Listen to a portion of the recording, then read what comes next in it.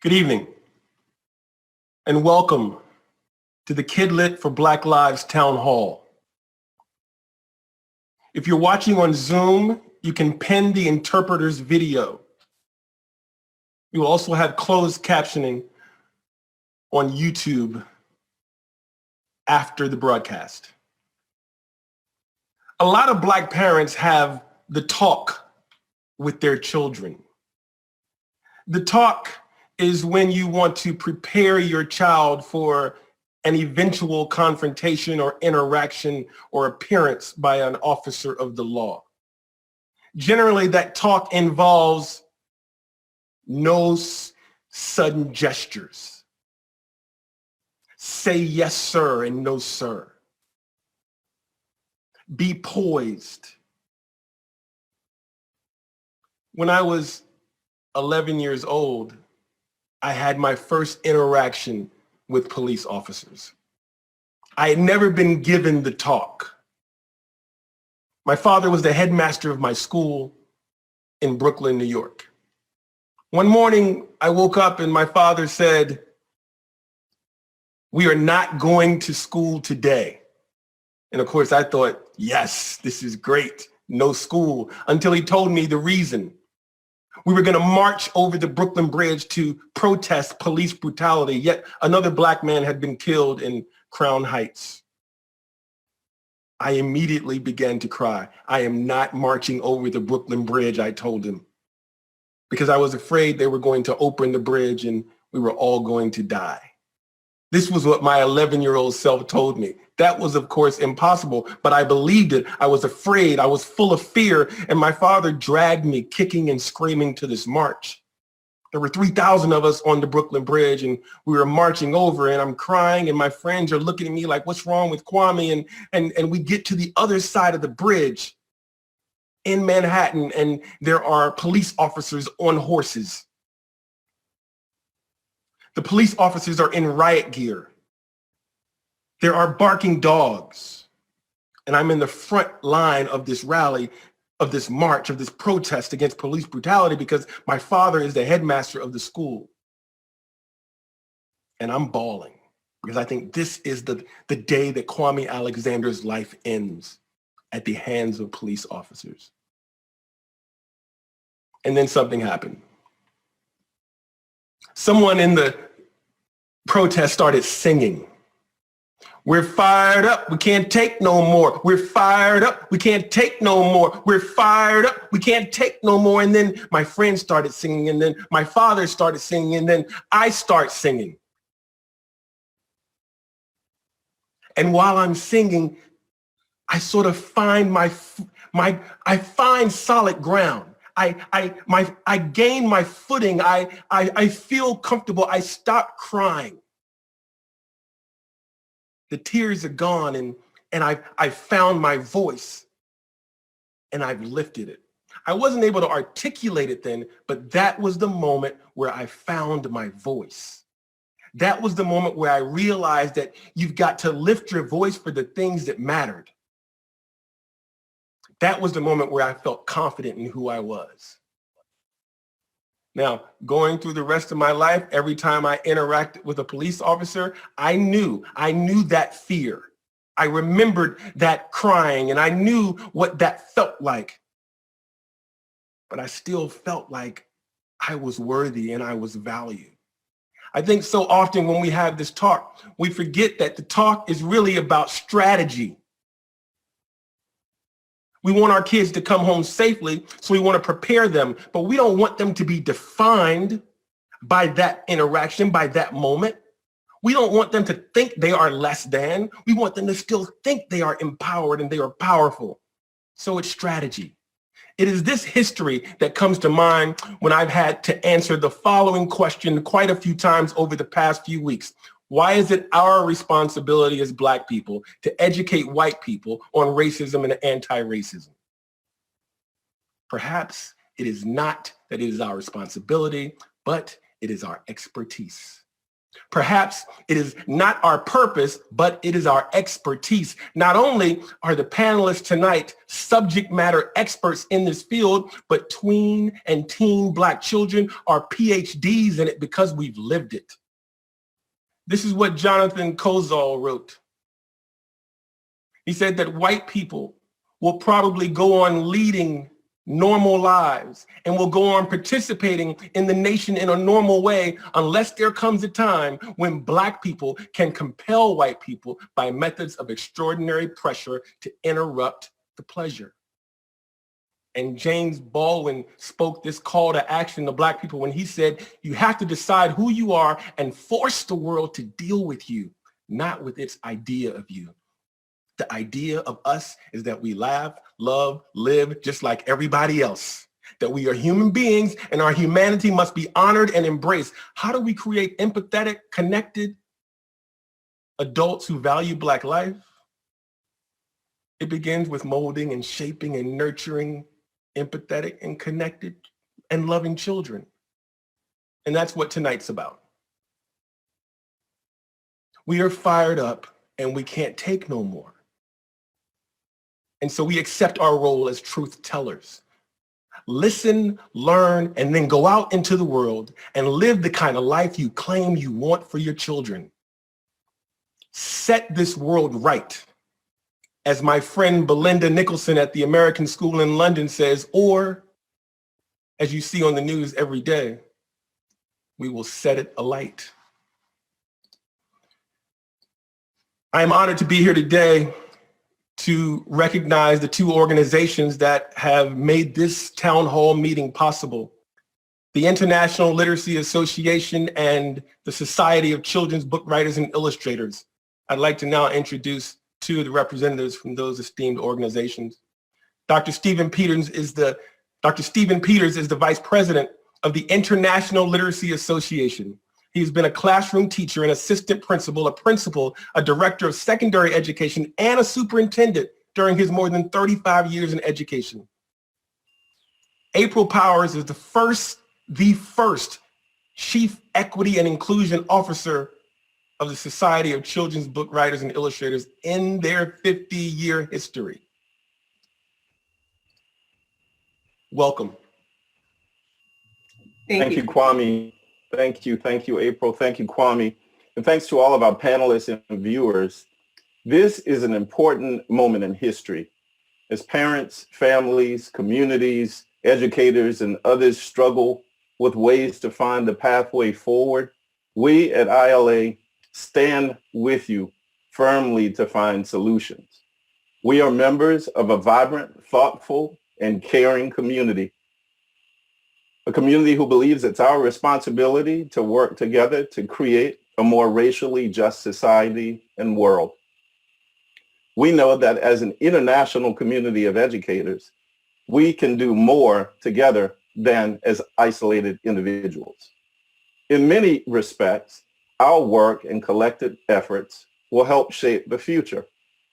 In my work as a superintendent, I've seen firsthand the impact of synergy as we continue to create constructive spaces in a destructive world. As a father and grandfather, I am in awe of literacy and the opportunities it offers our children and families. Recently, I heard a governor say that poverty is the enemy of education.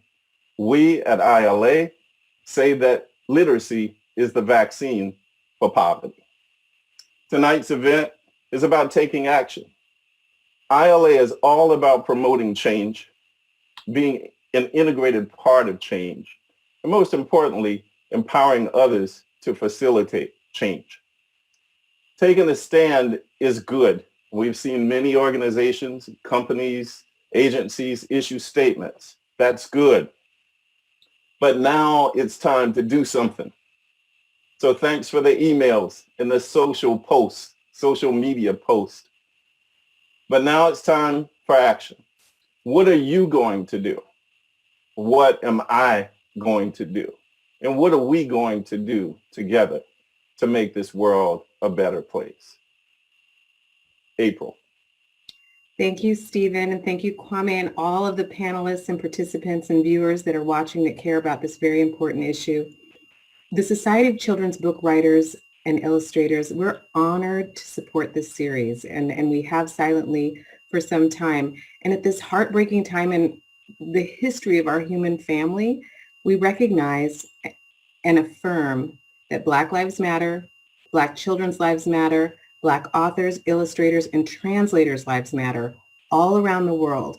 They matter so much that we encourage you as teachers, as parents, as librarians, we're going to ask you not to relegate stories about Black lives just to a shelf during the shortest month of the year. We're going to ask you to make room on the shelf. There's plenty of room all year long for real stories about real Black families, not just the historical challenges of Black children and families, but we can also showcase regular joy and the common humanity of Black people, because all children need to see that in literature. All people need to see that in literature. And better yet, my appeal to everyone watching is if you have a book in your soul, an illustration or translation in your soul, please join us at SCBWI. We want you here, no matter where you are in the world. We know that these stories matter because stories humanize. Before there was ever a printed press or a word on a page, we've had stories. We have stories in the Bible, in the Quran, in the Torah. Every culture has stories. And those are the things that humanize us. They bond us. And we thank you for everything you're doing to elevate this conversation, Kwame, and everyone with Kidlit and Brown Bookshelf. And thank you all for being here to learn more. Thank you, April. So now for the main town hall discussion, which is geared towards teachers and librarians who are going to be going back into the classroom this fall. How are you going to approach your classroom? What tools do you need to create the kind of classroom that embraces the beauty and the joy and the power of Blackness? Cornelius Minor is a Black father, a globally recognized educator and a lover of books. He has dedicated his life to reading a generation of word warriors, children who can wield crayons, pencils, and pens to build and heal. Dr. Noni Thomas Lopez just completed her second year as the head of school at the Gordon School in East Providence, Rhode Island, a racially diverse nursery through 8th grade independent school committed to fostering empathy, joyful learning, intellectual leadership, and a stimulating drive for positive societal impact. Pam Allen is an educational innovator and founder of the award-winning global nonprofit Lit World. She's the author of many books and programs for parents, caregivers, and teachers on the power of literacy and story to promote justice and equity and to empower children to live lives of impact and joy. Tiffany Jewell is an anti-racist Montessori educator and has been working with children and families for 18 years. She's the author of This Book is Anti-Racist and the proud mama of 2 young storytellers. And Karen Parsons, best known for her role as Will Smith's ditzy cousin, Hilary Banks. I ain't say ditzy. That was in her bio, y'all. On NBC's The Fresh Prince of Bel-Air. These days, Karen is founder and producer of Sweet Blackberry, an award-winning series of children's animated films that share stories of unsung Black heroes in history. She's also the author of a really amazing middle grade novel called How High the Moon. Please welcome our panelist.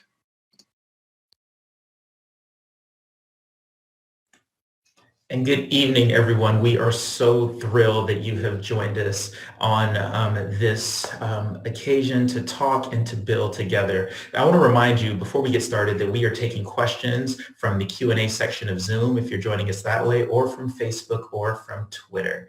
And so this evening's first question goes out to you, Dr. Noni. You know, in these moments that can feel so heavy, educators and parents alike sometimes want to have these conversations with children, But then they look at their school boards and their school leadership teams and their neighborhoods or faith organizations, and they say to themselves, I can't do this. I'll get in trouble. How can people make community and institutional space to do this work? Thank you, Cornelius. I'm very excited to be here with everyone this evening. I think we're living in, a moment. Dr. Peters referred to it before we got on live. The panelists were talking about this may be a moment if you were worried about your job or getting in trouble. This is probably the moment where you could put that aside to speak truth to power, meaning that if Aunt Jemima and Uncle Ben are going out the door, if Aunt Taylor can say Black Lives Matter, then there's a moment for us to step into to call those folks to the table to say, if you're saying those things, then what are you doing? What's the action that demonstrates that the things that you're putting forth are actually what you believe in and are going to do the work to make happen.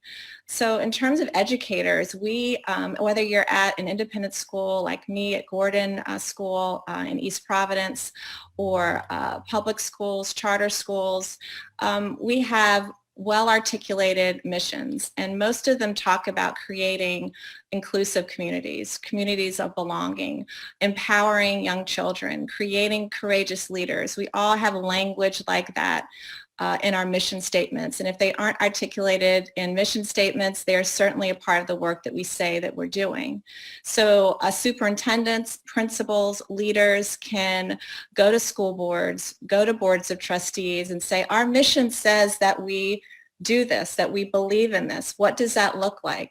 Because if we have families that feel like, children that feel like they have to leave pieces of their identity outside the front doors of our schools in order to feel some sense of belonging, then we aren't doing what our missions say we are. So start with our missions, the statements that we make publicly, and feel empowered, I think, in this moment more than any other to ask folks about the action that is happening behind the words. Thank you. And Pam, this makes me think so much about your work. You have been a mentor to me and a champion of teachers. Where do teachers start? What are the habits or practices that teachers should adopt? I think, and Noni said it too, I think this idea that teachers, librarians, everybody who is creating space for children have so much power, actually. They're that power in that creating that sense of belonging, creating opportunities for our young people to read texts that represent everybody, that represent the world of themselves and the world around them. And also that idea that the norms that might be happening outside that community or that classroom are norms we can break by actually creating something new. As Noni said, I think that we have a moment, we have an opportunity now. We have an opportunity to fight back against the oppression of the education system and to say, in this room, this is a room where we can talk back to text, we can talk back to what was supposed to be the canon and isn't anymore. We can talk back to all of the things that maybe seem to have been the norms in this environment for teachers.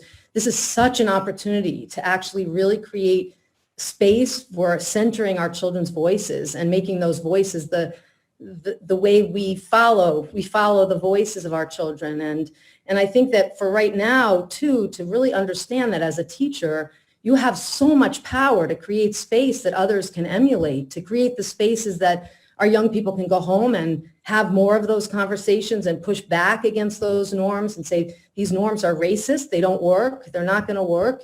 And let's really open them up and have the conversation in the space that we're in as teachers to be a space of inquiry, of pushing back on the text, of pushing back on the talk, of pushing back on those norms and saying, this is the moment, everything can change. Wow, and I just love that idea of being in the moment. And Karen, as I think about your work, we want kids to be aware, but we also want them to be kids. And we want them to be proud and we want them to be powerful. And I think about what you've done with your book and with Sweet Blackberry. How can parents and educators balance the truth with beauty?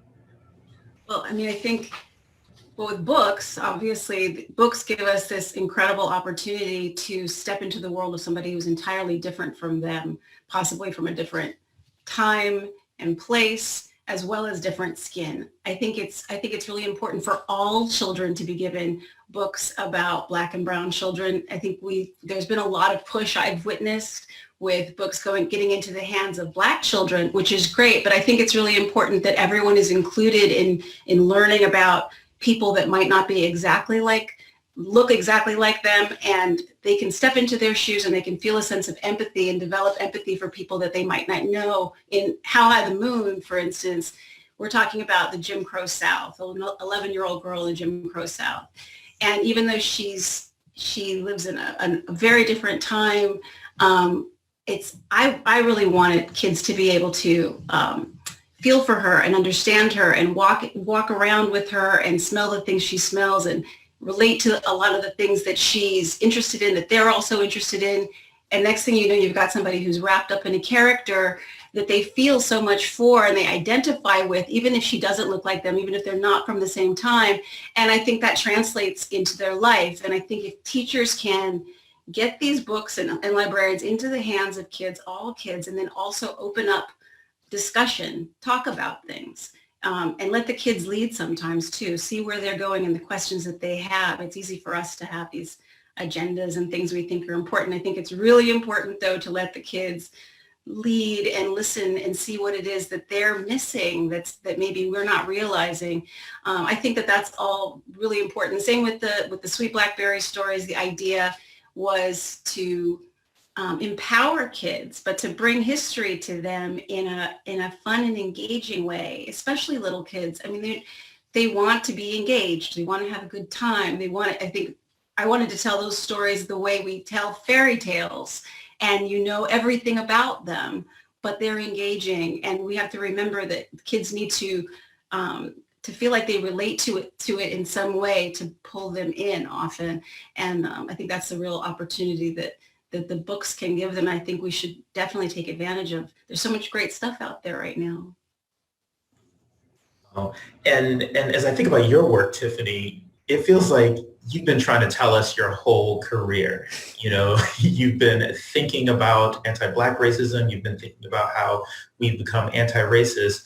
How can parents even start to do this work with their families? How does it go? What are the first steps? Yeah, the first steps, parents, adults, family, caregivers, we teachers, educate, like all the adults need to do this work ourselves too, and not feel like it's our job and our role to impart anti-racist beliefs into our students and our children, because we're modeling. We need to model. We need to model making mistakes. We need to model unpacking our biases. We need to show them that it's possible. And then when raising children, when having them in our classrooms, our role is to listen to them and really listen to them, not listen with like a quick comeback, but listen to them, gently call them in and out when they're showing biased stereotype behavior, and also honor them, because even the youngest kiddos, they know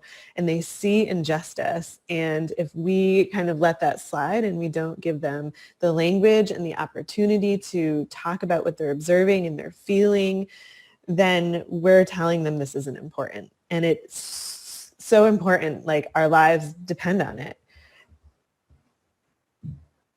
Wow. You know, and I've got so many brilliant folks here with me right now. And if I could ask, could someone give us some historical perspective? You know, because for so many Americans, it goes something like Lincoln freed the slaves, then Martin Luther King gave a speech and racism was over. So why are we even having this conversation?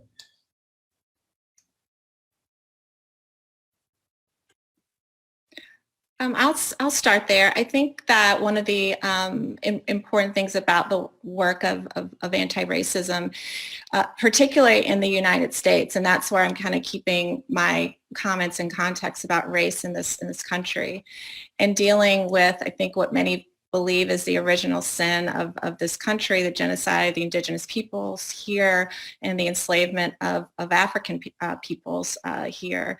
How do we confront that history and interrogate it and move to something like truth and reconciliation without understanding the through line of 1619 to today, and that there's a direct line to the things that we're seeing, experiencing, that Black people are seeing, experiencing, to enslavement, to Jim Crow, to segregation, to mass incarceration. And Brian Stevenson does amazing work educating folks through the Legacy Museum and the lynching memorial of that connection.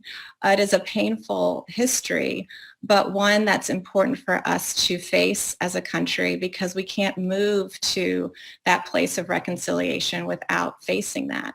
And beside all of that, and why I think art and literature is so important in the work that we do as educators and what we expose our children to as parents, is because alongside that difficult history is so much joy and resilience and love and power. It is the story of African Americans, of Black people in this country, is of one that should be and celebrated. And how do our children see that? How is that story told? I think we have so many options for that, but we also have the work to do of facing our history and making sure that we're seeing that through line that I spoke about. That is not that far in the past. Some of us have, grandparents that are one or two generations from folks who were enslaved in this country. What does that mean for the opportunities that Blacks have in this country, in education, economic-wise, et cetera? And what's the work that we're doing? We can't do the work of changing the laws, of legislation, of economic empowerment without understanding the history. And so I think that work is an important first step in anti-racist work, ones we can guide our children in with appropriate materials, and one that is also filled with stories of joy and love as well. Wow. And there's this belief out there, right, that a lot of people still think that racism means that I was mean to a Black person or I said the N-word. So if I'm nice to my 3 Black friends and I've never said any bad words, how can I be racist? Could somebody help us to get a sense of like, what is racism in the context that we're talking about it now? When I talk about racism, the definition that I use, because language is so important. Language really defines how we understand each other or how we don't understand what we're talking about. And so for me, racism is personal prejudice and bias and the misuse and abuse of power. And that's a definition like young kids can understand it, adults can understand it, and it also allows us to see that being nice isn't going to end racism. It allows us to understand that we need to do more than just unpack our own biases, but we have to move it into the institutions which are made up by us people. We all make up the institutions. We have to move that unpacking into our institutions and look at the policies and the procedures and the laws. I think there are so many laws that are ridiculous that we don't even know about. And those are things that people can get pulled over for. And we know what happens when people get pulled over now. We see it all the time in social media. So understanding the language and really looking at what the definition of racism is really helps us to see that it's not just a personal thing, which is really hard because for so long we've been taught that if you're nice to people, that's the thing that matters most. So if a Black person was mean to me once and it made me cry, isn't that reverse racism then? So as like, and I'm really attempting to spell this out for the folks in our audience. So I want to be really clear then. So teaching our kids to be kind isn't enough. So then how do we begin to teach these multi-layered histories that Dr. Noni and Karen talked about and that you're talking about, Tiffany, to our kids?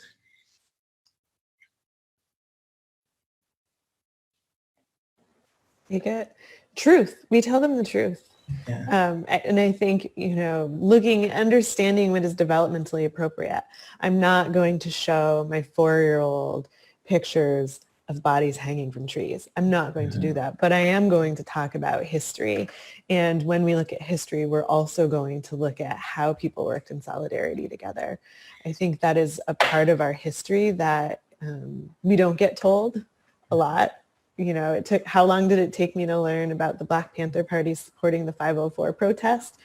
It took me, that was a couple years ago, and I'm 39. So it really starts with our children with telling them the truth and honoring their identities too, not just telling them about history, but they want to know where they are in the world and who they are. So we also do a lot of work in our home and in my classrooms and with all the kids I work with on understanding who you are. Naming your skin color. White is not a dirty word. You are white though. You're called white. Our skin is called brown. Our skin is called black. And really kind of naming all of that. And again, it's that building that collective language to really help kids understand what is happening in the world. And it's a great start. Can I say something really quickly about that? I just love hearing that so much because I think it's been we've been told it's almost like it's a thing like money, like it's you have to be polite and not talk about it. Like you're polite and you don't talk about money, you're polite and you don't talk about race. And we've been kind of I feel like we've been gaslit. Or I know in my growing up, it was kind of like that whole colorblind attitudes that so many people have had, and well-meaning people, I have to add to that. I think people have meant well with the whole I don't see color. And it's so good and refreshing to hear, Tiffany, you talking about that, because I think it's so important that we are honest with kids, that we're talking to them directly about these things, that we're not shying away from it and pretending it'll go away, or whatever people are trying to do for so long, and that we're hitting things head on. And I think that's one of the things right now that's exciting to me with what's going on in the world, is even though we can sit back and we can be a little bit, skeptical or nervous about whether things are really going to change. But I think even on the fact that we're talking about it as much as we are, and it's forcing it into the forefront so that we're able to bring kids into the conversation and they want to know about it. I think that alone is really important. And I'm seeing so many people, so many white people for the first time really taking a hard look at things and asking questions. And I'm happy to say that for the most part, I've seen people allow people their questions too, which is also important. And people, I know in my son's school, sometimes kids that aren't white kids are usually, they don't feel safe asking questions. They rather just not talk about it because they're so afraid they're going to say the wrong thing. And so I think that that's really important. I just wanted to jump in and say something about that. Oh, that's huge, Karen. Yeah. I think teachers and parents feel that discomfort too around talking about race. And we'll hear a young child maybe say something like, look, there's a brown person, and everyone freaks out. Understanding that for young people, it's how they start to categorize and make sense of the world. So they're noticing those differences. The problem comes when there starts to be associations with those differences, or negative associations with those differences. And those can come explicitly or not. It can be, young children can kind of breathe in, Beverly Daniel Tatum calls about the smog of racism. And so young children are breathing in kind of messages. And a parent might say, I never said that, thought that, I don't know how, an idea of if something came out of a young child's mouth that was, it was racist. But they're breathing those things in. So if you're not actively countering those messages, then they're going to stick. And I think that's if you're avoiding those conversations with your children because you think they're too young or you're uncomfortable, then you're leaving them kind of breathing toxic air.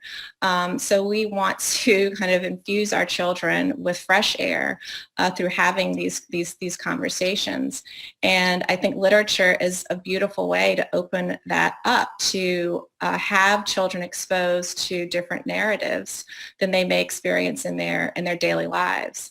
At Gordon, we use the language of windows and mirrors. Windows to see the experience of others, and mirrors to have your experience affirmed back to yourself. And I think that's the power of literature and how that can open a door for adults to have these sometimes uncomfortable conversations with children. I think literature provides a really beautiful pathway to that. Just add to that to say that the narrative, we're responding to the multiple narratives of text with our children having their own narratives, their own text to respond, to write, to storytell, to tell the stories of their ancestors in their languages, to make that world of literacy be more than just the text that we've brought into the classroom, but also the text of the child's life, him or herself, their selves, that those texts also really matter to this conversation. And one thing I just was listening to, Jason Reynolds was recently speaking, and he was talking about the journey of our entire lives, this journey of working towards anti-racism and working towards that work will be the work we do till the very end of our lives. And I think that that's something that I think gives me strength, is to say I'm a messy. I'm not sure I know how to do this, but I want to keep doing this. I want to work on this for the rest of my life as the best I can. And I want my children, my students to see that too, our own daughters to see that it's the work we continue to do. And I think we do it with text, and we do it with the narratives of our students and our own children too. Sorry, Cornelius. Oh, no, this is so beautiful. Like, I'm just in awe of all of you. And one of the things that I'm beginning to wonder, especially as I think about this audience, is what are the specific behaviors that parents and educators should be modeling consistently for white children to learn how to live anti-racism?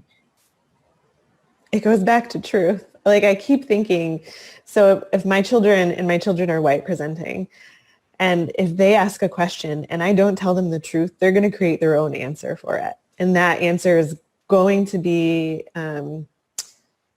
infused with stereotypes and biases that are all around them, whether we address them or not. And so the truth is, like, truth telling in our home is really important. And with white children and white presenting children and children who are light and have privilege because of their light skin color, it's really important to, in our house, I shared last night with these folks too, like it's really important that my boys don't take up space, because for too long, white and light folks have taken up way too much space, and it's their time to step aside. And their role is also to observe and witness the world around them, to become really conscious of what is around them. So then we can figure out through the process of the framework, the Liberatore consciousness framework from Dr. Barbara J. Lev, we go through the phase of becoming aware and then analyzing what is happening in the world around us, and then how are we going to take action on that? And not just like observe and sit back. What is the action we're going to take? Whether it's making a sign, whether it's standing up for your friend, whatever that is, we have to support our young folks into moving into action and knowing that they are accountable to a community that's bigger than their family.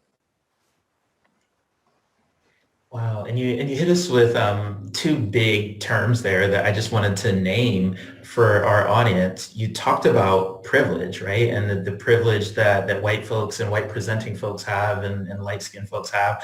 And people ask all the time, I work hard for everything I got. How can I be privileged if me and my white children have struggled too? How can teachers begin to confront that idea? I think one of the things that's important when talking about privilege is looking at, racism as, Tiffany talked about, as this systemic force, and thinking about a power who uses it and misuses it, I think gives us a good entry point. One of the things that I confront at times with white parents is this feeling, I don't want my child to feel guilty about being white. And I think looking at racism as a system that white folks can have a power in dismantling removes that position of powerlessness, of feeling like, well, I can't do anything about what happened back in history, right? Number one, we know those things are still happening. And two, there's something that white folks can do about it and white children can do about it. And my bet is that there are so many white children wondering what they can do about it. So rather than kind of leaning on, you don't have to feel guilty about this, or, we worked hard too, and we face challenges.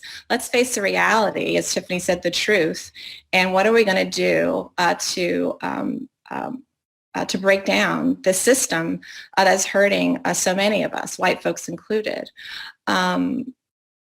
Just taking a different path and centering Black folks for a second, I think that another important thing for us to be doing in the work and anti-racist work is viewing self-care as a liberatory practice, and attending to our self-care like we are going to a protest, like we're writing a book or that article, like we're producing the video or music, is attending to our self-care and seeing it as that important and integral to the struggle and to transformation.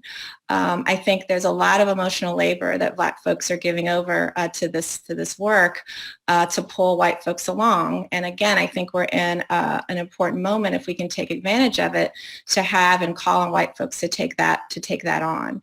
And I think that's part of the work that Tiffany's doing with her children, is saying, this is the work that you're responsible for in this.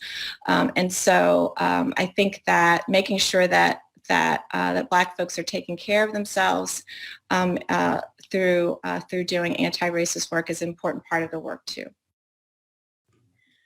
And I'm thinking about all of you, and I have admired your work for so long.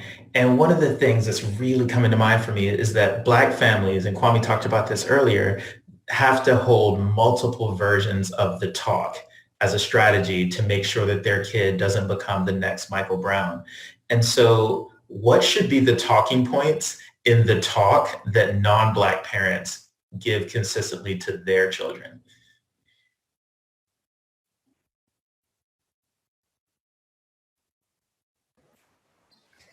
In our house, again, like I'll repeat, it's my 4 and my 8-year-old practice witnessing and observing and then relaying like what they've seen. And a lot of times it will be like, why did 6 cop cars just go across the street? Where are they doing?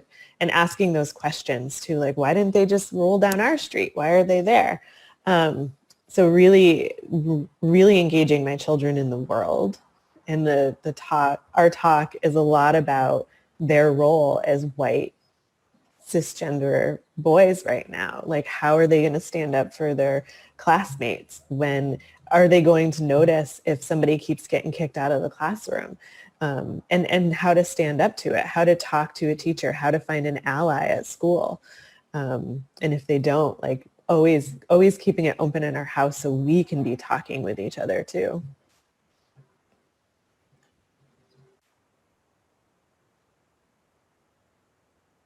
And I'm just like juggling that around as I think about like that talk. And I love how earlier, Tiffany, you named space, right? And the idea that some kids take up a lot of space. And then when I think about Karen's work, she talked about sharing through art and through history. And all that is getting me to this place where, we're all educators in some way here, we do art, we're in communities, but we're all educators. And we know that you can't teach what you don't know. And so what is the work that adults have to do on themselves in this moment?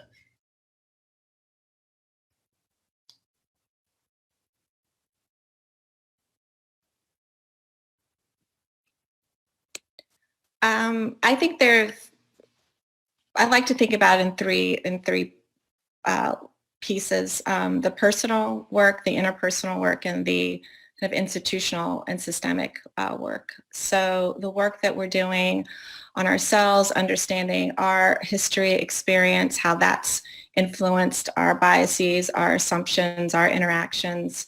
Again, as I said earlier, how our history and understanding that and our place in that, I think, is important work, and understanding that's ongoing. It's not kind of you get to the end of the journey and you're suddenly an anti-racist. That's ongoing work. The interpersonal work, again, Brian Stevenson talks about being proximate to people who are suffering, people who are oppressed. And, thinking about, the weddings we go to and the parties we go to and the invites we get and who's on that list and how diverse is that list and how proximate are we to the experiences of people who are different from us, I think is an important part of that work, and understanding how to speak and act and relate across those differences is important. And then, as I said earlier, that systemic work. And I think that one of the Kwame talked about this before we got on live, just, being cynical about a lot that's happening right now, because a lot of folks are putting the statements out. As Dr. Peter said, we're getting the emails, and what action is going to come out of that? And will we find ourselves here again having the same conversation months, years from now? So what's the work that's happening aside from taking the icons off of the rice boxes? What's the work that's happening on a legislative level, on economic level, in our school systems that's really going to create a substantive and lasting change for Black folks, folks of color, LGBTQ folks in this country? And I think that working on the personal, the interpersonal, the institutional level, that's I think one of the kind of frameworks to use in terms of doing the work, and knowing that it's not a 1, 2, 3. You don't do this first, then that, then the third.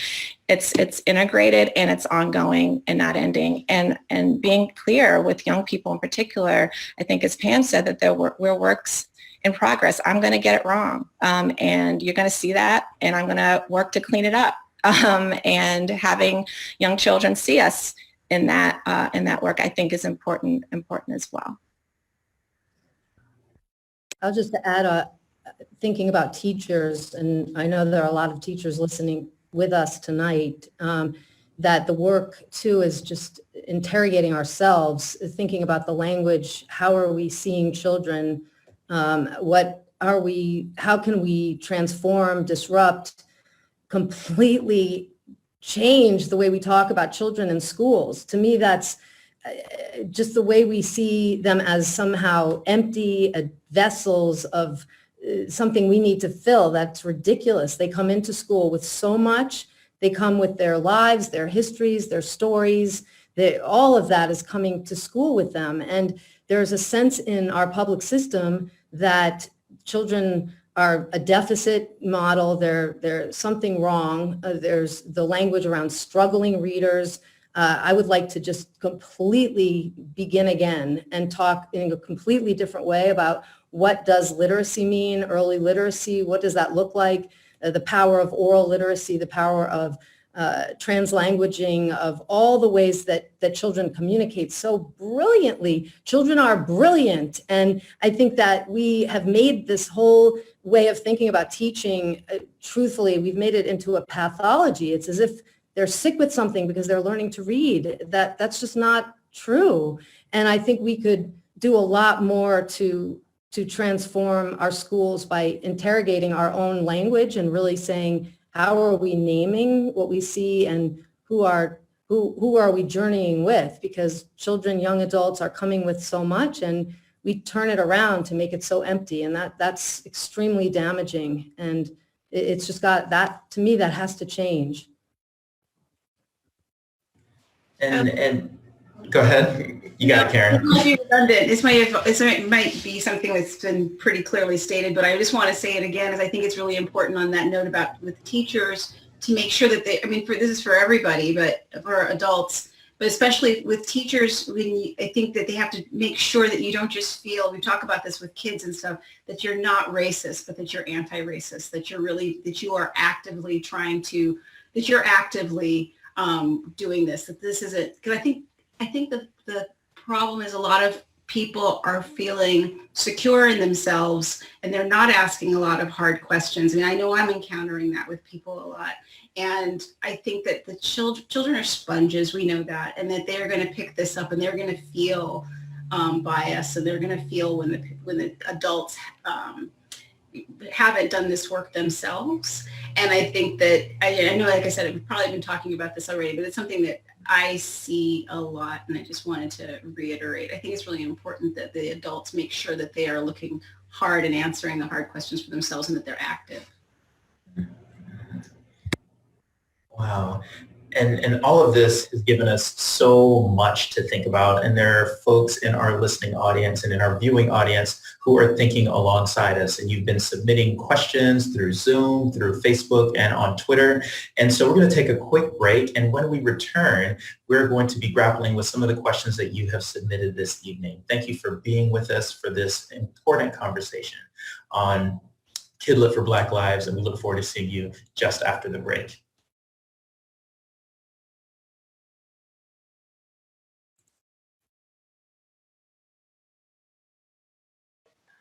The town hall meeting.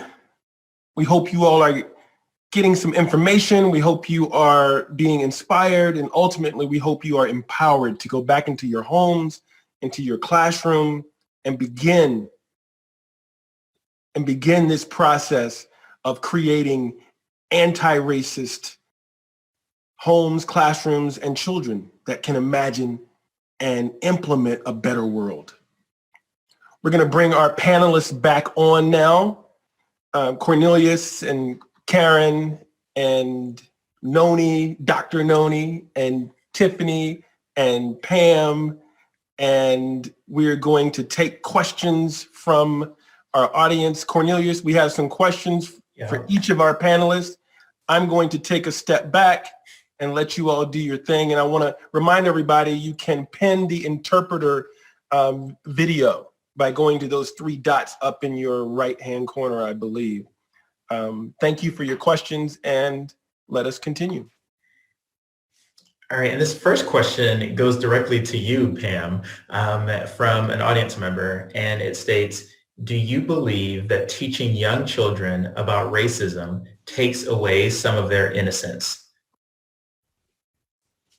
I definitely do not. I think that it's, in fact, I feel just the opposite. I think that it was just the power of earlier, the idea that we talk truth to our children. They are part of the world with us. And I think one of the things that everybody has referred to, and especially because we're here with two amazing literary organizations, but I think for our very young children, there are so many beautiful ways through story, through the power of our own stories, but also through the power of our authors, children's book authors who are incredibly wise guides. They somehow, I think some of our best children's book authors they're almost like enchanted from other, I don't even know, I can't even begin to describe it. Even if the book seems simple, they just have a way of telling story and helping me to guide, for myself, thinking about myself as a child and working through some hard parts in my own childhood. I think that the literature was always my companion. And for our children too, I think it is never, just from the very beginning, the idea that from the very first board book, we're going to have those conversations and really open up that inquiry from the very earliest. It's never, we have to do that. It's urgent that we do that now. We didn't do it right before. We've got to do it right now. And from the very minute, we've got to clear the smog. I think that somebody said that, and I think maybe in Tiffany, was it somebody's book that was also stated, the smog of racism is already there. We're already breathing it in. And so let's clear it from the very start. The moment we're holding a very young child and we're reading to them and with them, we can have those conversations, and it's never too early.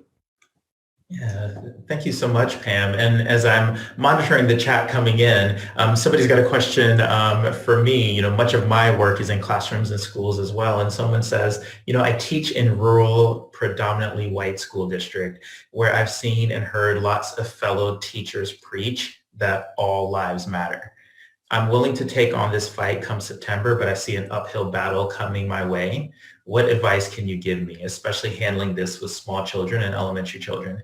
And one of the things that I've told all of the teachers in schools that I support, whenever the idea of the political comes up, one of the first things that I like to point out is that school is a political construct. And so when folks ask me, Cornelius, what's your political leaning? One of the things that I say is I am radically pro-kid.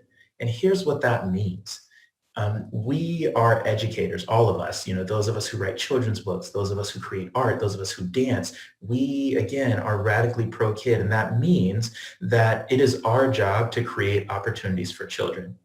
And eventually, we teach children how to create opportunities for themselves.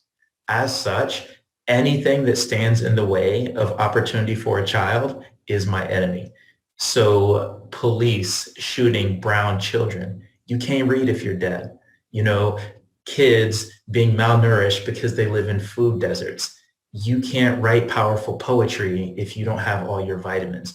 And so these issues are teacher issues. And so when people say things like all lives matter, it's really, really important to note that yes, we do understand that all lives matter, but until Black lives matter in a demonstratively clear way through law enforcement, through education, through access to food and medical care, until Black lives matter, all lives cannot matter. And so that's been a really important thing. And in closing, one of the things that I have learned from several mentors is that we have to make it profoundly uncomfortable for those educators among us who oppose children. That in my school, we all love children. So if you're on the side of, well, I don't know, or I, don't know what to say about children being shot by police, or I don't know what to say about kids not having enough food to eat. If you don't know what to say, then that means you're not pro-kid, and I've got to make it uncomfortable for you to be here. And so I have tried to spin that discomfort around, really, as you face these uphill battles coming in the fall, really thinking about, I have at my center that all kids should be powerful and successful. And if you don't have the same things at your center, then you might be in the wrong place. And so having those conversations is a really important first step.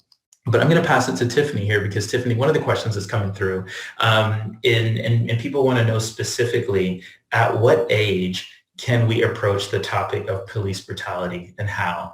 One of the participants says that they don't want their daughter to be afraid of the police, but they want their daughter to understand the complexities of their role.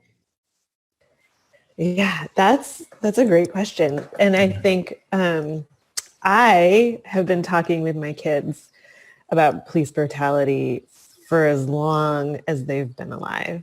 I remember holding my youngest when he was 3 months old when Philando Castile died, and talking to his brother, who was 4.5, all about it. And I don't give them all the details, but I do think it is important for them to know that because they're white, that they're going to be okay. Police are going to let them go by, and it's not going to be the same for Indigenous folks or Black folks, brown folks. And I think also, I believe that innocence is one of those constructs of white supremacy culture, and not everybody gets to be innocent. So while a 3-year-old Black child is going to learn all about what is happening with the police because it is the daily thing in their life, a white child isn't going to learn that. And I don't get to decide who gets to be innocent or not. And it goes along with that kind of truth telling. And you know, my kids don't fear the police, but they know that they need to be wary and they need to be cautious and they need to be watching. There are lots of people in our community who can help us. Right now, doesn't feel like the police are those people. We can go to doctors, we can go to nurses, we can go into shops, librarians, teachers. There are a lot of community helpers. I think a lot of times when police brutality comes about, we're always reminded of like Mr. Rogers, who reminds us to look for the community helpers, but we need to redefine what community helpers are. And you can talk about police brutality without all of the like horrific and gory details, but my children know, like we talked about George Floyd and how there were 4 policemen and one of them hurt him so much that he died. And 3 of them stood around and let it happen. And it's important for them to know, like, you can't hurt somebody else's body and you can't stand by and watch it happen too. And police will do that. Citizens will do that. Like police they don't have a higher power or a higher order because of their badge. And it's important for our kids to know that. So talk to them as young as you can because it also weighs on us and they know what we're feeling and what's bothering us. And if we can be honest with them, like Mama's really sad today because this happened. And they're gonna be okay. Wow. And Karen, this next one is for you. People are thinking even beyond their classroom. How can our parent-teacher organization be a force for good in anti-racism efforts in our schools?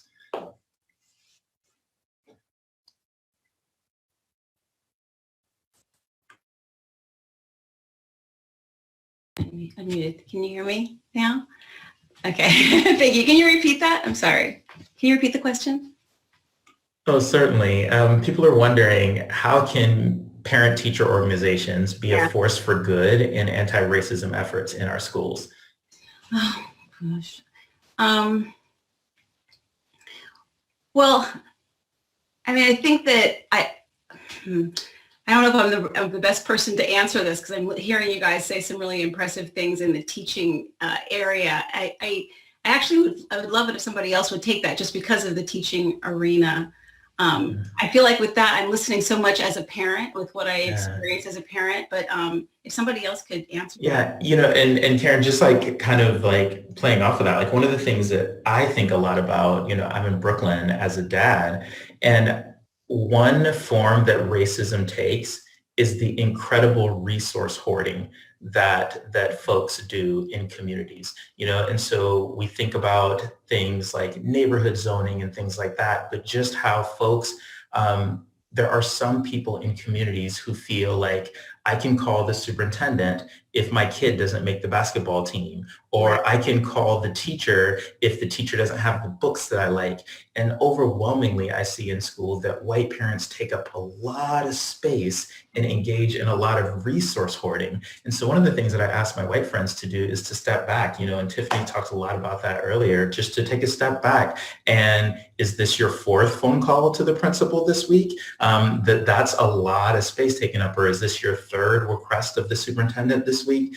And so really, I think one of the ways that PTAs can step in is by examining the kinds of interactions that they have with teachers and with school leaders. And are those interactions in partnerships, or are those interactions where people are demanding things? Dr. Noni, what are you thinking? Yeah, I also think that there's a great opportunity for groups to have anti-racist training. And I think that PTAs, if that's the acronym we're going to use, should have that as a part of their orientation work, and making sure that the things that they're doing in terms of events that are happening, and the ways that, you know, those groups may be welcoming or not new families into the school, and how that work can be done through an anti-racist lens. And so welcoming that training and making that a part of the work that the group is doing, I think is important. At Gordon, we have an affinity group for white parents for specifically to do anti-racist work. And there's one incident this year where I sent a communication to the community, and it landed for some white parents, made them uncomfortable because I had mentioned something about race. And it was, the conversations actually started in our parent association. And there, I believe there are other parents in that group who were part of the anti-racist white parent affinity group who were able to say, to give some context to my words that they hadn't thought of before, and then invite them to the affinity group and say, let's talk more about that in that space. Do you imagine the emotional labor that takes off me as a Black head of school to not take that on because there are white parents in our school who are willing to call in folks to that conversation, and there's a space on campus to do that. So I think that sometimes those affinity spaces, for understandable reasons, you have a white parents group at your school, like that can bring up some questions. But to know that is to examine whiteness, to deconstruct, and look at white privilege, to make sure that white folks in the community are doing that work and have a space to do that work, I think has given us, has moved us in a really important place at Gordon towards creating a more inclusive and more belonging community, because there aren't just one group of folks doing that work. And I would love to speak a little bit about how that looks in public schools. We are, our families joined our local public school this year, and it was amazing. The PTO raised money so none of the students had to buy any school supplies. And that right there, I think is amazing. I've always had to buy school supplies for my child, and this year we didn't. And then we also went through a head of school search. This is a school that has an anti-bias, anti-racist, a public school anti-bias, anti-racist mission. And it's such a dope school. And the new head of school, the two that the superintendent's committee came about, they were talking and we were like, where did they come from? Do they even know who this school is? And the parents had organized themselves, and the questions they were asking, they were like, and what are you going to do to support our Black and brown families and children? And what are you going to do to further our anti-racist mission? And when the white candidates did not answer, those white parents held them accountable to it. And they to the point where the candidates were trying to sputter out the word anti-racist. And you can tell it was the first time they said it. And that, I think that is some of the powerful work that parents and caregivers can do in schools too. And a lot of people this evening have been thinking, and this is a question for you, Karen, that if I'm a parent or an educator or school adjacent, when I make a mistake and bias presents itself, when I'm working with my coworkers of color, how do I address that hurt in order to move forward? Well, I think it's a word we keep hearing a lot. Tiffany keeps talking about it, is about the truth and about honesty. I think that's what we have to come back to. If somebody's really if people are trying and you get called out because of something, then you listen and you take that. I hope that, I know that a lot of people are nervous in this time. I'm seeing a lot of that. People are afraid of making mistakes. And I was talking earlier about kids that I know are afraid of making mistakes, and it's going to happen. There's been so much that's been just everybody's been going along and trying to pretend if you're not affected by racism, that it's just not there because it's uncomfortable. And so I think hopefully this is not just a moment, but this continues, this is a movement. And it's going to be uncomfortable for a lot of people. But that's just, and everyone's going to have to get used to that and accept that. And I think that goes for everybody to try to keep pushing it through, and just ask questions and listen. Do your best. And it's so interesting because people are so interested in being active. So Dr. Noni, this one is yours. But Do you have any suggestions? You talked about events, but do you have any suggestions for recognizing Juneteenth in lessons tomorrow? Wow, I'm really excited about the ways that this has gotten on the radars of so many people, and I think that it was Pam who said it earlier about taking the lead from students. I think whenever there's so many resources out there, I think teaching tolerance is always a good go-to in terms of specific lessons around a particular moments in history or dates on our calendar. But I also think our students are really great resources for considering what those celebrations and conversations should look like, and taking some time again to get into the history. I know I sound like a broken record and coming back to that, but what we don't want to do is have Juneteenth turn into a foods and festival type of a day. I joked with a friend that Target probably already has their Juneteenth T-shirt section being created right now, and so I think that the resources that we have at our hand, Howard Zinn does a history of the people's history. There's a YA version of that, stamped from the beginning. There is that's for younger readers. It gives us access to tell that story in ways that are accessible for young people. So I would say to stay away from things that feel like let's make this bulletin board and come in your favorite Juneteenth outfit. I'm exaggerating a bit to make a point, but I think that having some thoughtful diving into the history, and then also conversations about why don't we know about this. James Lowen's book, Lies My Teacher Told Me, it's a great resource, I think, for teachers. And I remember, Cornelius, you're a middle school person, and so am I. I remember bringing some of that. I thought it was too much. I thought it was too hard. I did not think it was accessible. 7th graders ate it up, and they're like, why aren't we learning this? So I think there's an opportunity to access the history and then interrogate why is this becoming just a thing now? Yeah, and Dr. Noni, you're making me think about that line in the Gil Scott-Heron poem, like my red, black, and green liberation jumpsuit that I've been saving for just the proper occasion. So yes, so are y'all ready? Because it's about to get deep. So we've got now the after 8 questions are coming in, and anyone can answer this one. And I've got some thoughts here certainly, but how do we metaphorically burn it down? Because the current model only perpetuates a false sense of racial superiority for white kids and maintains racial bias. So how do we burn it down?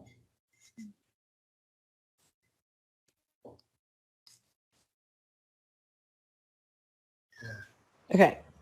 Yeah, and I know, we think about this every day, Tiffany. So I know.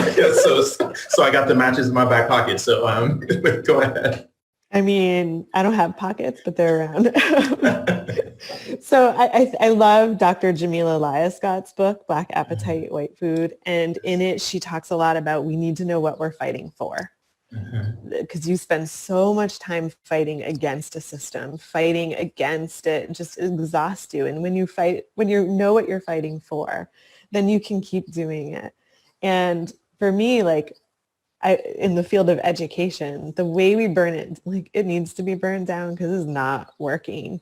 And I use the tools of anti-bias education to really spark how I interact with all of my students and all of the adults. And it's a framework that was created for our youngest and early childhood education, and it works for everybody, regardless of your age. The first goal is you learn to love yourself. And when we can learn to love ourselves and honor who we are, I can honor me and I can honor you, Cornelius, and I can honor Karen and I can honor Pam and I can honor Nona. When we can honor each other too and understand that our differences we're different and hopefully in alignment for the fact that we need liberation in order to all be free. then we can start to stand up and work in solidarity together. But we have to know ourselves before we try to do this whole dismantling of a system, because if we don't know ourselves, then we aren't going to understand how we have been impacted by this system.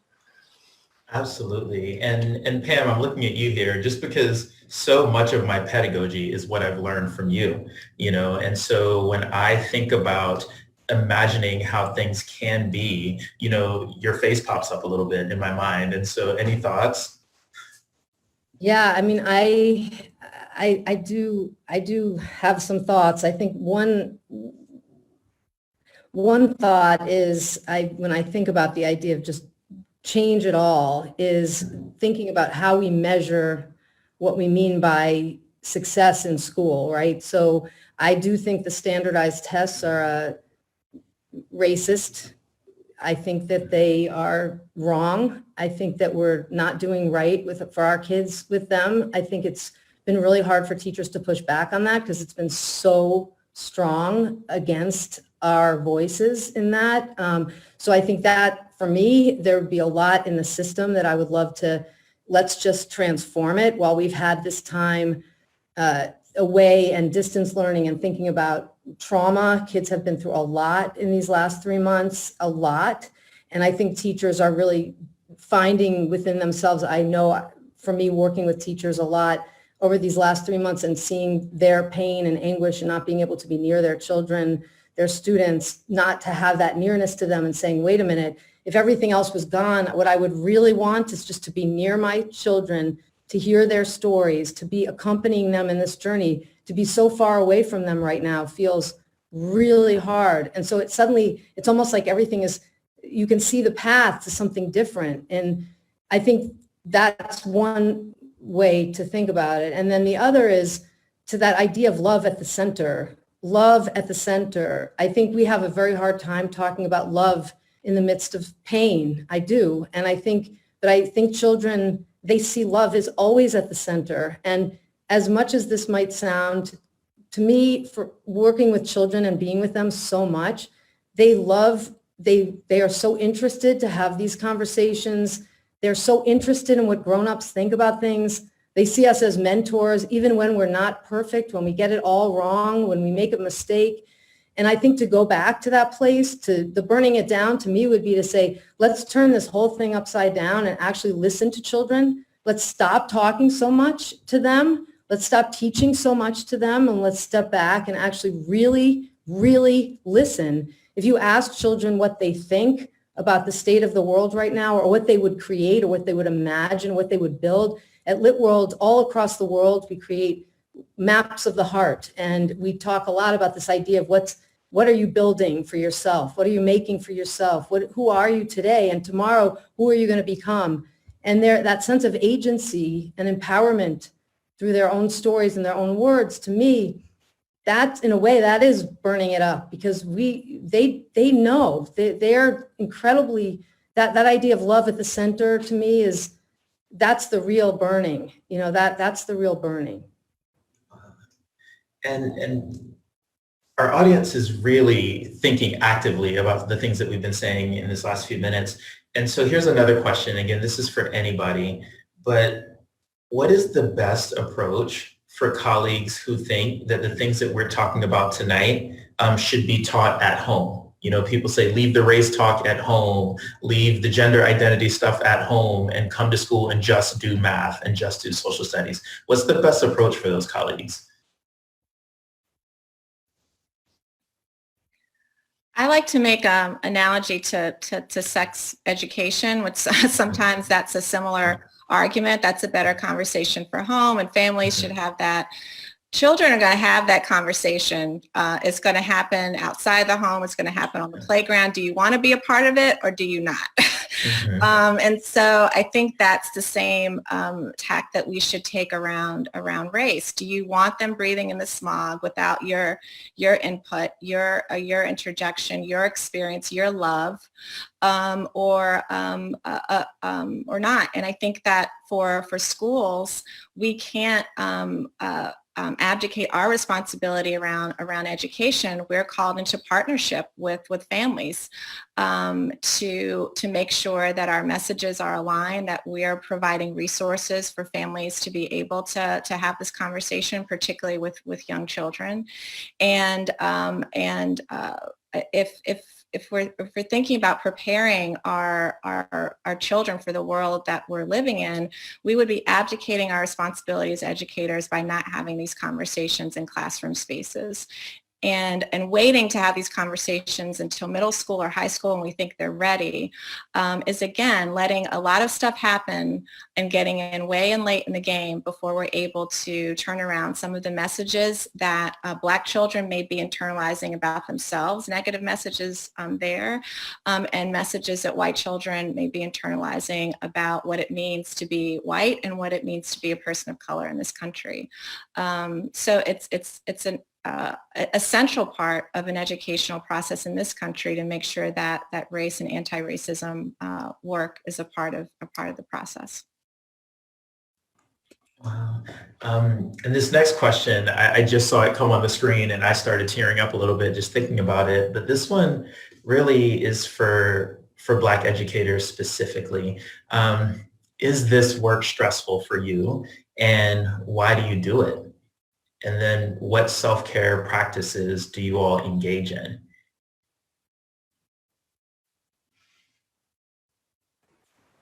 I'll speak. I also like speaking, recognizing that I'm light. I walk through the world as a light Black biracial woman.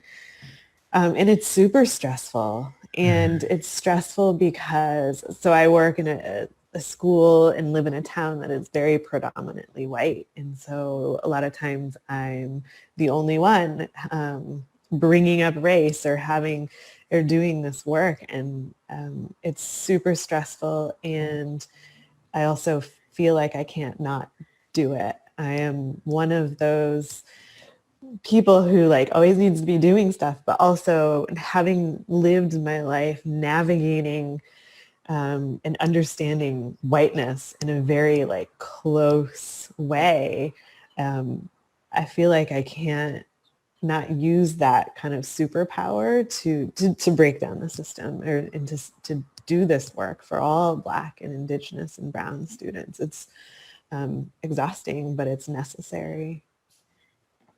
Yeah, and I so see you, Tiffany, and I think of, yeah,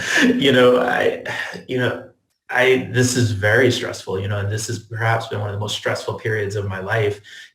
Almost anybody who knows my work knows that I have studied for years. My aspiration was to be the best reading teacher in New York City. Like that, when I was in college, I was like, man, I'm going to teach these read alouds and I'm going to read these poems and I'm going to be the best teacher of reading in New York City. And just that one of the things that racism does is it robs you of your dreams, right? That like, I wanted to be a reading teacher and I am a reading teacher, but then every other month I have to defend Blackness. And every other month I have to step in and ease the trauma of my students, and every other month I've got to support my parents. And so, I started this journey wanting to sit cross-legged on the carpet with books and poems.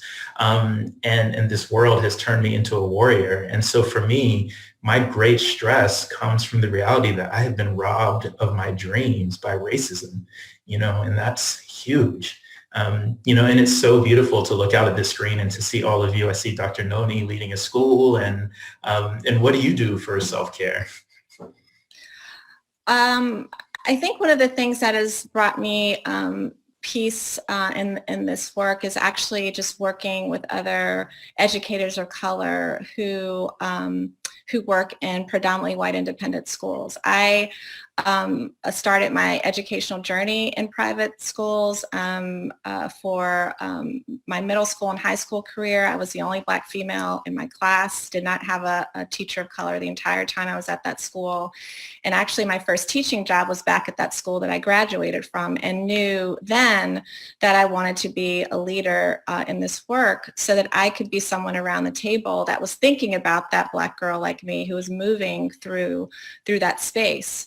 So I've chosen to work in independent schools because of my experience. And, if we talked about burning it, down, working in, some of the most exclusive schools in the country, my work is primarily in New York. And doing this work is where I kind of, have seen my path in terms of breaking down racism in educational systems. So the work that I do for educators, I founded and work with some amazing educators on our faculty of the Interschool Leadership Institute for Educators of Color. And this is a week-long institute run in New York for educators of color, and working in predominantly white spaces, independent schools, but we've had other folks join us.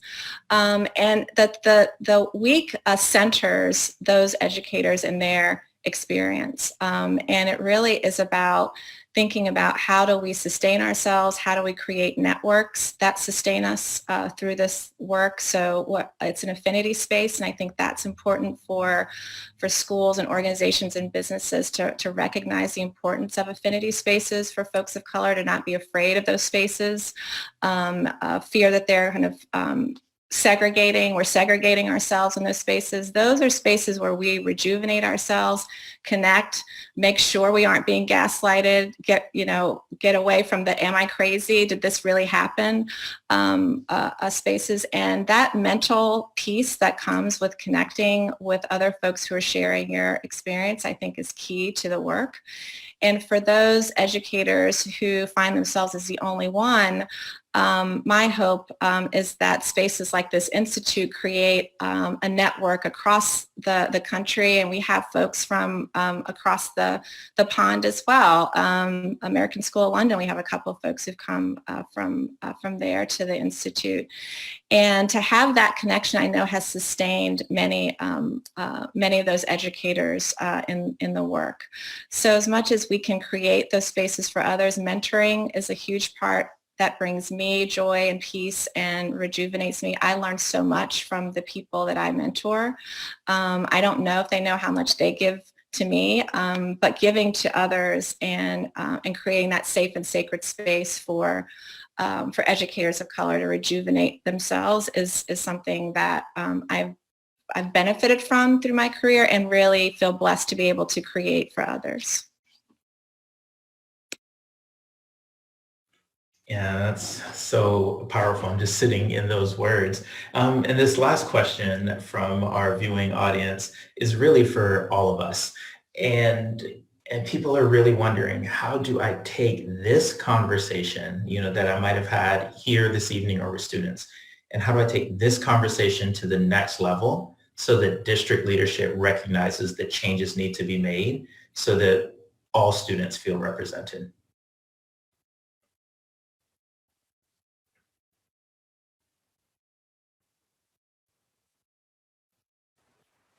Don't lose your stamina. I think a lot of folks, there's big hype and there's a lot of awakeness, and it's really important to not sleep on it.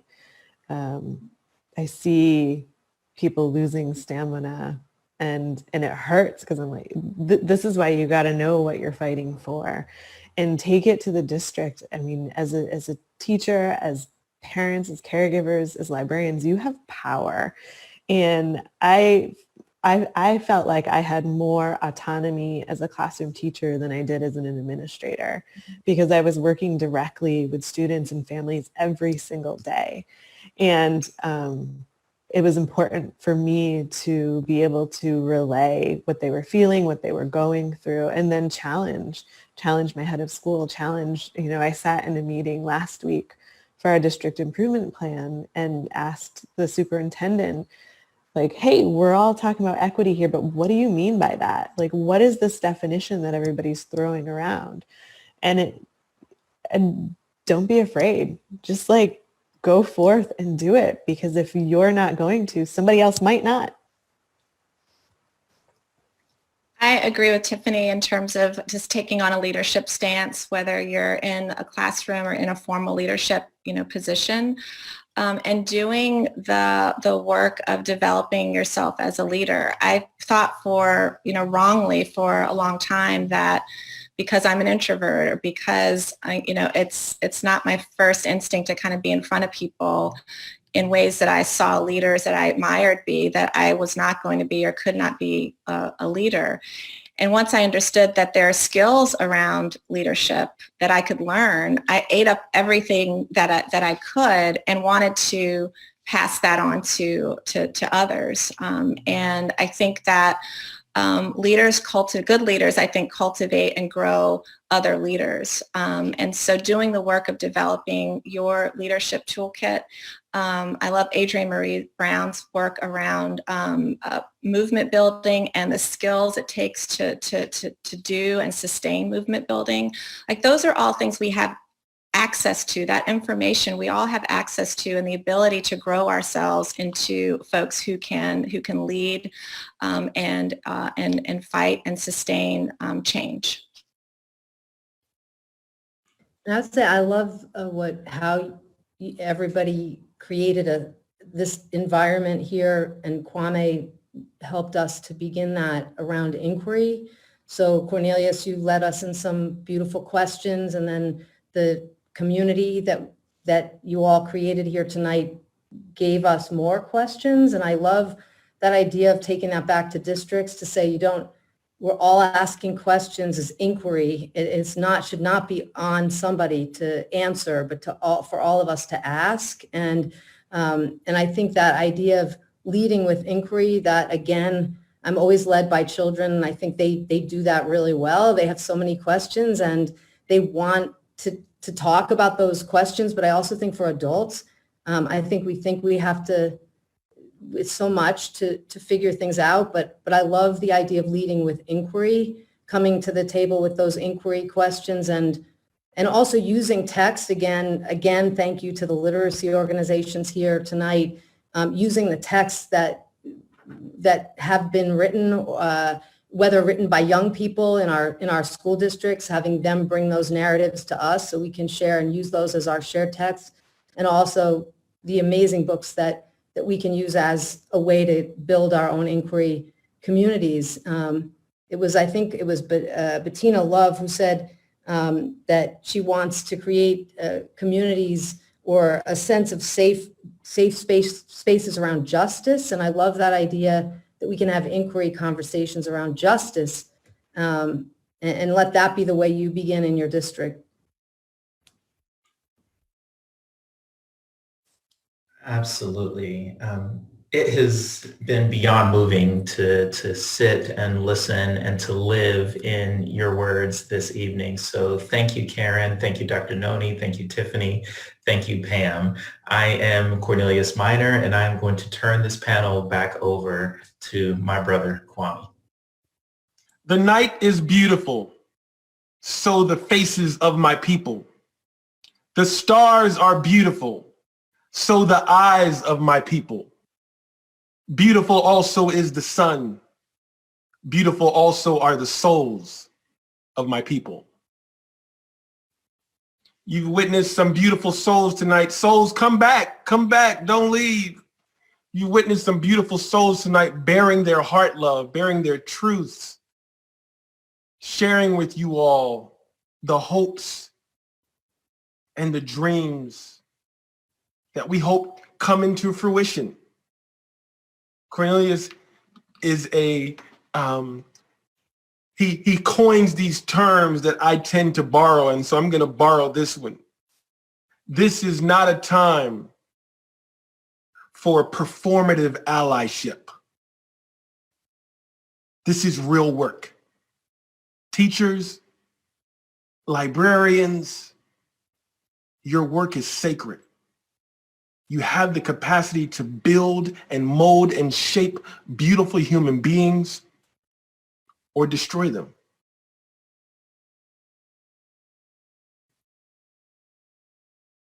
I'd like us to take a moment of silence to acknowledge and recognize and remember the lives of Black men and boys and women who have been blown away like sand in a windstorm.